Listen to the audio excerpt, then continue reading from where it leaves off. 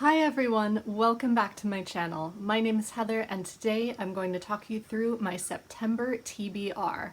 Now, in my past couple of TBRs there has always been some sort of a readathon going on for me to plan for. But this month there are no such readathons. So I was actually kind of set adrift when I had to make a September TBR with no readathons to plan for. I didn't really know what to do with myself. So I just let myself go and pulled any books off the shelf that spoke to me, and it turns out that was a really good method. I'm really excited about all of these books, so let me talk you through them. The first book I picked up, which I am currently reading, is Bellman and Black by Diane Setterfield. This came highly recommended by several booktubers, including Katie from Books and Things and Marissa from Blatantly Bookish. And it follows William Bellman, who when he is a young boy, kills a rook with a slingshot. And little does he know that this will curse him for the rest of his life. I am loving so many things about this book. I am loving the historical setting. I can't tell exactly when it is set, but definitely sometime in the 1800s, which is one of my favorite time periods. And the fantastical element is very, very subtle, but very, very moving. It is so beautiful to read. I said in my book haul that it was giving me very much Jonathan Strange and Mr. Norrell vibes. It's very much true. The writing is not as stylized as Jonathan Strange and Mr. Norrell, but it still has that wonderfully spooky, darkly Celtic fantasy element to it that I'm really, really enjoying.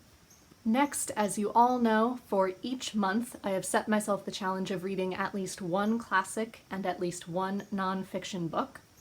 So for this month, the classic that I would like to read is To the Lighthouse by Virginia Woolf. I have read Orlando and Mrs. Dalloway already, and I enjoyed them. But I always feel like there's something in Virginia Woolf's writing that I'm not getting, that I should. But I'm very much looking forward to this one as it is set, I believe, on the Isle of Skye. And I adore Scotland. It is one of mine and my family's favorite places to be. So I am hoping that on a day when I have nothing going on, to just curl up and read this in one go, preferably on a cool, cozy day, and pretend that I'm in Scotland too. For my nonfiction books, I have two choices. I may read both of them, or I may read just one. The first is Jane Austen's England by Roy and Leslie Adkins. I found this secondhand, and I'm very much looking forward to reading it. I have many, many books on Jane Austen already. You can find videos where I talk about both my fiction and nonfiction by and about Jane Austen in a playlist on my channel. And this again comes highly recommended from fellow Janeite booktubers, so I'm really looking forward to learning even more about the Regency period. My other potential choice for a nonfiction read is The Genius of Shakespeare by Jonathan Bate. I picked this up in W.H. Smith 2 years ago when I was last in Bath, and I love Jonathan Bate as a scholar. I watched him on the Shakespeare Uncovered series that was on PBS a few years ago. Absolutely love him. I have the collected works of William Shakespeare that he edited for the Royal Shakespeare Company as well. And he happens to be married to Paula Byrne, who is one of my favorite Jane Austen scholars. Plus, Simon Callow wrote the introduction, who I adore as an actor. I got to see his one-man Dickens show a few years ago when I studied in Bath, and I met him outside, so I feel a particular affinity for anything that he writes. So I'm very much looking forward to what he has to say in these various essays about Shakespeare and why Shakespeare is so wonderful. Which he is, I completely agree with that part. Next up, I would like to read Demon Voices by Philip Pullman, which is a compilation of essays that Philip Pullman has written about writing, as it says, on stories and storytelling. I just finished season 1 of his Dark Materials with my friend, and it was wonderful. I cannot wait for the rest of the series. So I'm very much looking forward to hearing what he has to say about the writing process. And the quote on the back is enough to make me want to read it. It says, "After nourishment, shelter, and companionship, stories are the thing we need most in the world." And that is so true, especially right now. Next up, a book I have been meaning to get to for absolute ages, and that is The Halfdrowned King by Linnea Hartstreaker. I'm so sorry if I mispronounced that. This is a Viking tale, which is very intriguing, about Ragnvald, who is a prince but is denied the throne and has to scheme and find ways to fight for his rightful place back. And in addition, there is the story of Svanhild, who is being pushed into an advantageous marriage, but all she wants is to pursue adventure.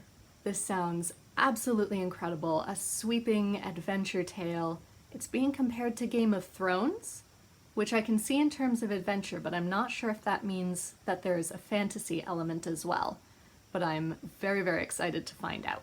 Next, for something cozy and lovely for this transition period into fall, I thought I would pick up A Sky Painted Gold by Laura Wood, which is the story of a young girl in Cornwall who falls in with a very rich family, and she slowly begins to discover the cracks in their family. This sounds really, really good. I love reading anything about Cornwall. And it's YA, so it should be a lovely, sweet and short, cozy read.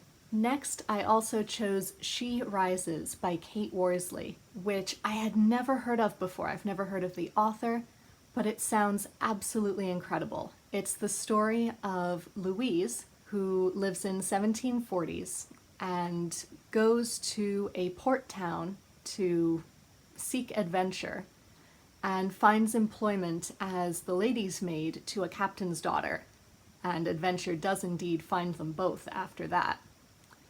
And it parallels the story of Luke, who is press-ganged onto the warship Essex, and where he has to fight to survive and to prosper. And somehow both of these stories intertwine, and there are apparently twists and turns. Sarah Waters is quoted on the back as saying that this book is absolutely wonderful, and I love Sarah Waters' work. And it's Georgian, and it's a sea adventure. I've been missing something like that. If any of you read the Bloody Jack series, I loved that series when I was in high school and in college. It was set more in the Regency period, but still set in one of my favorite time periods, plus seagoing adventures. It's a combination that can't go wrong in my opinion, so I'm really hoping I love this. And lastly, I pulled 3 books from previous TBRs that I did not get to that I might perhaps read this month if I am so inclined and if I have the time. The first is The Testament of Loki by Joanne Harris, which is the sequel to The Gospel of Loki, where she retells the Norse myths from Loki's perspective. I'm intrigued to see where this one goes, given that the Gospel of Loki ended with Ragnarok. I don't know where this one is going to pick up, but I love Loki, so I'm very excited to see what she describes. Next is The Thornbirds by Colleen McCullough, which is a sweeping Australian romance between 2 young people who grow up and are forced into very different social circles but cannot fight their passion for one another nonetheless.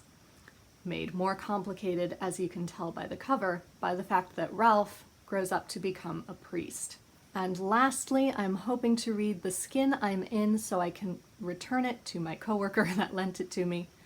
This book is by Sharon G. Flake, and it follows a young girl in middle school, I believe, elementary to middle school, who is constantly teased for her clothes, her academic performance, and indeed her skin.